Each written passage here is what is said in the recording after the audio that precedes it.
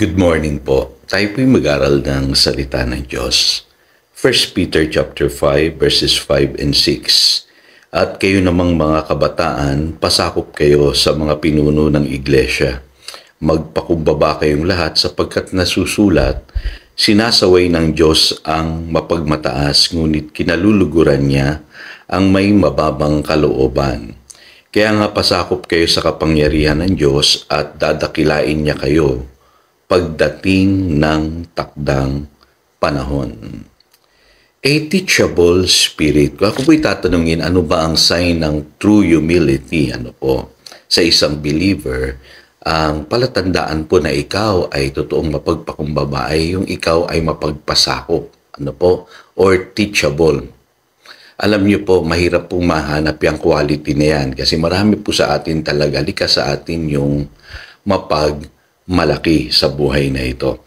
Kaya dito po sa aral po ni Apostle Peter, tinuturuan niya yung mga kabataan, yung mga young men, na magpasakop doon sa mga nakatatanda sa kanila sa church, Kasi sa totoo lang po, marami talaga sa ating mga kabataan ngayon ang mapagmalaki. At isa sa mga dahilan kung bakit po tayo napapahamak ay hindi tayo humihingi ng gabay o tulong mula doon sa mga tao na mas nauna sa atin at nakakaunawa na ng buhay ng higit sa atin.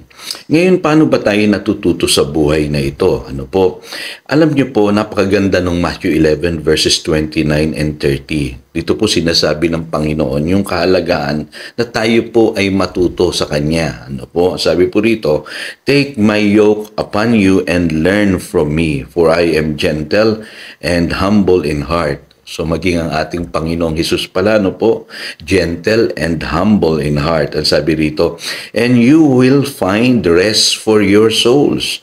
Sabi rito sa verse 30, "For my yoke is easy and my burden is light." So sa buhay na ito, gumagaan pala ang atin pong pasanin kung tayo po ay nagpapaturo sa ating Panginoon. Kaya alam niyo po, ang sikreto talaga para hindi kayo mahirapan sa buhay na ito ay patuloy tayong magpasakop at magpaturo sa ating Panginoong Hesus. At sa pamamagitan ng kanyang mga salita ay gagaan po yung ating mga pasanin sa buhay na ito. Yun po ang tinutukoy ng Matthew 11 verses 29 and 30. So, unang-una po dapat maintindihan natin na sa pamamagitan ng salita ng Diyos ay natuturuan po tayo ng ating Panginoong Hesus. Sabi sa 2 Timothy chapter 3 verse 16, ang salita po ng Diyos ay profitable, for teaching, rebuking, correcting, and training in righteousness. Ibig sabihin, may mga prinsipyo ang Biblia na timeless and effective. Kaya kung makikita nyo po yung original na salin ng Matthew chapter 6 verse 33, yung tinutukoy pong righteousness dyan, ang ibig sabihin po niyan is His way of doing and being right. Kumbaga ang Biblia, may mga prinsipyo yan na eksakto na. Pag sinabi ko pong exact knowledge, effective na yan. Hindi mo na kailangang baguhin yan. At timeless yan. Ibig sabihin, magagamit natin panghahabang panahon. Kailangan lang madiskubre natin itong mga prinsipyong ito. At ang mga nakakaalam po niyan ay mga nauna sa atin. Yung mga nadiskubre nila itong mga prinsipyong ito at nag-work na sa kanilang buhay. Pangalawa, natututo tayo sa pamamagitan ng isa't isa. We learn from each other. Kaya dito maintindihan nyo na sa verse 5 ng 1 Peter, bakit gusto po ni Apostle Peter na yung mga nakababata ay magpasakop doon sa mga nakatatanda. Kasi totoo po yung kasabihan na papunta ka pa lang, pauwi na ako, na madalas naririnig natin sa mga matatanda. May katotohanan po doon, kasi may pinagdaanan na sila sa buhay na ito, Kaya yan po yung konteksto nitong verse na ito, Dapat tayo humble enough to learn dun sa mga tao na dumaan na sa buhay na ito. By the way, ang tinutukoy po dito ni Apostle Peter ay yung mga nakatatandang Kristiyano. Sa buhay na ito kasi, kahit may mga may edad na sa atin o meron ding mga matatanda na, pero yung iba walang wisdom po na nagmula sa Diyos. Ano po? Kaya hindi po natin nilalahat yan. Ano po? Meron iilan po, o sabihin na natin na pwedeng masabi nating may karunungan sa buhay na ito. Kaya may kakayahan silang magpayo doon sa mga nakakabata sa kanila. Ano po? Isa po sa malaking pagkakamali ko nung ako'y bata pa, madali akong ma-intimidate sa success ng ibang tao. Kadalasan po pag kami kilala ako o kaibigan ako o sabihin na nating mga tao na naging maganda ang kalagayan sa buhay, ay nai-intimidate po ako. Aminin natin, naiinggit tayo o minsan nagsasalita tayo ng di maganda against that person, ano po, sa halip na dapat maganda sana kung tanungin natin siya, ano ba ang ginawa mo? Bakit mo na-experience yung tagumpay na yan? Bakit naging ganyan ang iyong buhay? Ano po? Di sana, ano po, na-save tayo ng maraming oras ng tinatawag na pagta-trial and error sa buhay na ito. Dahil kung sasabihin ng taong yun, yung natutunan niya sa buhay na ito, baka ito'y mag-benefit sa iyo. Kaya lang karamihan sa atin mapagmalaki. Madali tayong ma-intimidate sa success ng ibang tao. Kaya bandang huli na-realize ko ano po, na yung akin ding greatest regret ano po, yung kung sana meron sanang nagturo nito sa akin ng maaga. Hindi ko sana pinagdaanan ito. Ano po?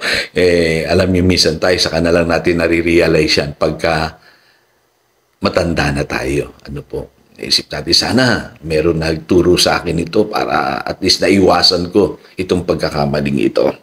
Ano po? Yun po ang gustong tukuyin dito ni Apostle Peter. Na kung tayo mga bata pa, lalo na yung mga kabataan dyan, ano po, na nagsisimula pa lang sa buhay, matuto tayo dun sa mga taong mas nakakaunawa na ng buhay kaysa sa atin. Kasi may dalawang powerful na katotohanan po dito makikita tayo. Sabi, God opposes the proud. Ang sakit kasi ng maraming mga nakababata ngayon, ano po ay naggagaling-galingan, nagdudunong-dunungan sa buhay. Wala naman silang knowledge ng Word of God. Kaya napapahamak po sila. At meron naman, konti lang o ilan lang ang alam na verses sa Bible, feeling nila, alam na nila ang buong Biblia. Parang ang galing-galing na nila kaagad. Matuto po tayong magpakumbaba, mga kapatid. Malaki pong magagawa niyan sa pagbabago po ng ating buhay. Ano po? Stay teachable. Pangalawa po, God gives grace to the humble. Napaka-powerful po nitong truth na ito. Kasi ang Diyos, ano po, tuturuan kanya. Ang ibig sabihin po ng salitang grace, God's willingness. Willing na willing ang Diyos na tulungan tayo. Pero kung proud tayo, mapagmalaki tayo, hindi tayo kayang tulungan ng Diyos. Ano po? Baka kasi sasabihin ni Lord, feeling mo kayang-kaya mo na So, hindi mo na ako kailangan. Alam niyo po, yung humility, yung pagiging teachable, pagiging submissive, napakahalaga po niyan. Tayo po'y manalangin. Dakilang Diyos, salamat po sa natutunan namin today. Turuan mo kaming maging mapagpakumbaba. Alisin mo sa amin yung pong lagi kaming nagdudunong-dunungan sa buhay at feeling namin alam na namin ang lahat. Hayaan mo na kami turuan ng iyong salita at matuto kami dun sa mga taong mas matured, mas nauna sa amin, mas nakakaunawa ng mga malalalim na espiritual na katotohanan. Salamat po na sa buhay na ito, pwede palang gumaan ang aming pasanin kung kami po ay mag-aaral at magpapaturo sa iyo, Panginoong Yesus. At sa pamamagitan ng mga aral mo sa buhay na ito, kami ay di lamang gagaling, kundi gagaan ang amin pong buhay. Salamat, Panginoon, itong aming panalangin in Jesus' name. Amen. Again, ito si Pastor Jojo nagpapaalala upang daluyan tayo ng pagpapala, manatili tayo sa kanyang salita. Good morning.